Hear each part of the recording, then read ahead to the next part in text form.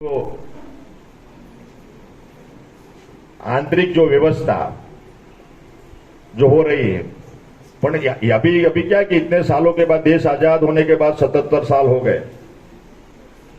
मुझे इस धरती पर इस बात को मैं दोहराना चाहता हूं कि पूरे देश के लिए, देश के आदिवासियों के लिए उसका सर्वांगी विकास हो, उसके लिए जो भूरिया समिति का अहवाल जो देने वाले जो थे हमारे इस धरती के जो महापुरुष थे, दिलीप सिंह भूरिया, स्वर्गीय दिलीप भूरिया, वो पूरे देश में उन्होंने परिभ्रमण किया, कमेटी बनाकर 92 से लेकर ये 95 तक वो परिभ्रमण करके पूरा एक रिपोर्ट दिया था, भूरिया समिति का अहवाल पूरे देश को। और इसमें सभी जो बिंदु इसमें रखे थे आदिवासी समाज के उत्थान के लिए, education is the chief defence of nation, राष्ट्र की सबसे बड़ी जो संपत्ति है वो एजुकेशन से, एजुकेशन दिया जाए, एजुकेशन के हमारे बच्चे आगे बढ़े, वो उन्होंने दिया था उसी समय।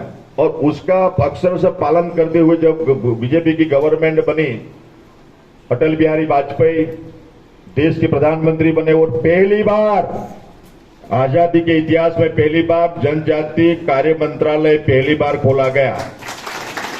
उसकी देन जो है दिलीप सिंह भूरिया साहब की सजेशन से मित्रों।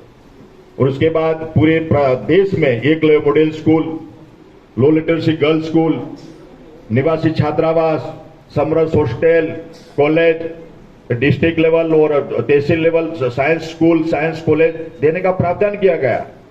ये 20 साल का इतिहास है मित्रों। इसलिए ये आगे, ये इतने सालों से अगर पुरोगामी सरकारों ने काम किया होता तो हमारा समाज और तरक्की करके आगे निकल गया होता। लेकिन आज का जो कार्यक्रम है वो सम्मान का तो है ही है, लेकिन साथ साथ जिम्मेदारी का कार्यक्रम भी है। और एक बार फिर सभी विद्यार्थियों का इस सफलता के लिए मैं शुभकामना देता हूं। और एक बात कहना चाहता हूं, अभी हमारे देश में जो समस्याएं चल रही है, विकास के तौर पर हमारे माननीय मुख्यमंत्री नरेंद्र मोदी साहब देश के प्रधानमंत्री जब देश की धुरा उन्होंने संभाली थी 2014 में, और जब ये जो लोकशाही के मंदिर लोकसभा में वो गए, वो पहली बार वहां के सीढ़ियों को साष्टांग दत्त प्रणाम किया, नमस्कार किया और बोला था कि हमारी सरकार गरीबों को समर्पित होगी। ये शब्द था इनका। और पहली बार ये गरीबों को न्याय देने की बात कही।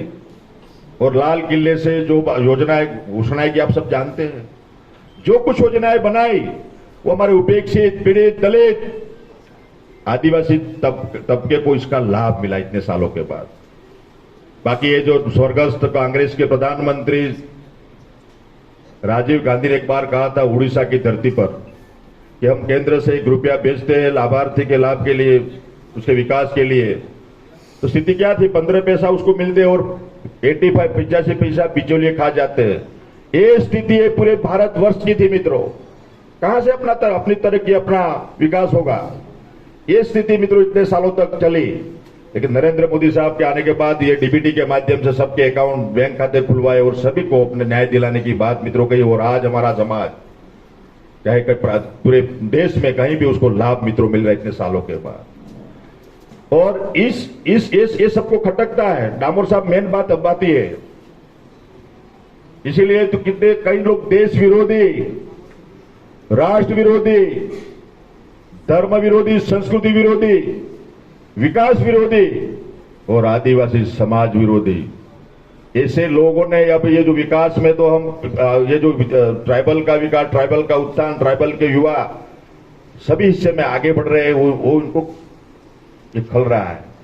इसीलिए वो आदिवासी समाज को भ्रमित करने के लिए दूसरा कोई चारा नहीं, इसीलिए कई ऐसे नैरेटिव चला रहे हैं, ये संस्कृति के खिलाफ, धर्म के खिलाफ, राष्ट्र के खिलाफ, मोदी साहब के खिलाफ, विकास के खिलाफ, लोगों को, युवाओं को भ्रमित करने का काम कई लोग पूरे देश में मित्रों कर रहे हैं। और इसमें ज्यादातर हमारे राजस्थान और मध्य प्रदेश और केंद्र बिंदु बना रहे मानगढ़ की धरती पर गोविंद गुरु के नाम पर नैरेटिव चला रहे हैं मित्रों। हमको अपना इतिहास, हमारी स्वर्णिम इतिहास, हमारा जो आदिवासी समाज की अस्मिता, हमारा गौरव, हमारा शौर्य, हमारी वीरता, उसको वापिस स्थापित करना है। अंग्रेजों ने 200 साल तक यहां शासन किया गुजरात पूरे देश में।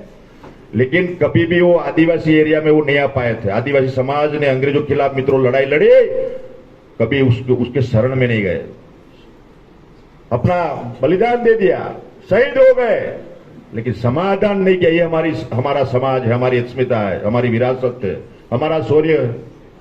तो मानगढ़ की तो देश को आजादी दिलाने में जो काम किया था, इसमें जो मोदी साहब ने जब 75 साल जो मनाई, इसमें जो पहली जो लिस्ट निकाली, लिस्ट कि देश को आजादी दिलाने में किसका योगदान था, तो सबसे पहले नाम आया झारखंड की धरती पर से जो बिरसा मुंडा, भगवान बिरसा मुंडा का नाम आया, जिन्होंने देश को आजादी दिलाने में, आदिवासी समाज में राष्ट्र प्रेम, देश प्रेम जगाने का जो शौर्य भरने का काम झारखंड की धरती पर से किया था। ये बंगाल से बंकिम चंद्र चट्टोपाध्याय ने वंदे मातरम, भारत माता की जय का नारा दिया था। उत्तर भारत से नारा आया था, ये जो इकबाल ने नारा दिया था, सारे जहां से अच्छा हिंदुस्तान हमारा। और यह मानगढ़ की धरती पर से जो नारा दिया था गोविंद गुरु ने कि जीवो तो गांव के लिए और मरो तो देश के लिए, ये नारा देकर राष्ट्र प्रेम जगाने का काम किया। अभी इसीलिए ये लोग सब अभी आदिवासी समाज को भ्रमित करने का काम कर रहे हैं। या तो एकता समरसता स्थापित करने का काम गोविंद गुरु ने किया था, और अभी वो बोलते हैं कि गोविंद गुरु ने भील प्रदेश की मांग अंग्रेजों के सामने कही थी। एक गलत नैरेटिव फैलाकर आदिवासी समाज में अलगतावाद पैदा करने का, प्रांतवाद, जातिवाद, ये फैलाने का काम कई लोग जो कर रहे हैं, उसमें मेरा आज का जो युवा जो पढ़ लिखकर आगे बढ़ने वाले, अभी मेरे जो यहाँ सभागार में ये जो 700-800 हमारे युवा, हमारी भाई बहन यहाँ जो उपस्थित है, उनको मेरा नम्र निवेदन है, मेरी गुजारिश है कि आप सही इतिहास लोगों के सामने ले जाना है। हमारा स्वर्णिम इतिहास मित्रों तो महाभारत, तो इसमें भी ये जो द्रोण और अर्जुन और एकलव्य की बात, तो अर्जुन एकलव्य हमारा महान था, बाणावली था, धनुधारी था, वो श्रेष्ठ बाणावली था। भक्ति में श्रेष्ठ हमारी सबरी माता थी, और ज्ञान में श्रेष्ठ हमारा वाल्मीकि था, जिन्होंने रामायण लिखी, सनातन हिंदू संस्कृति का ग्रंथ लिखने वाला। सनातन हिंदू संस्कृति का ग्रंथ लिखने वाले, सनातन हिंदू संस्कृत ग्रंथ लिखने वाले, रामायण लिखने वाले वाल्मीकि थे, हमारे समाज के थे। तो ज्ञान में सबसे श्रेष्ठ हमारे वाल्मीकि थे, धनुर्विद्या में सबसे श्रेष्ठ हमारे एकलव्य थे, भक्ति में श्रेष्ठ हमारी सबरी माता थी। राम लक्ष्मण यहाँ अयोध्या से सीता माता की खोज में निकले और दंडकारण्य में डांग जाकर सबरी माता के झोपड़ी में गए थे। ये हमारी विरासत है।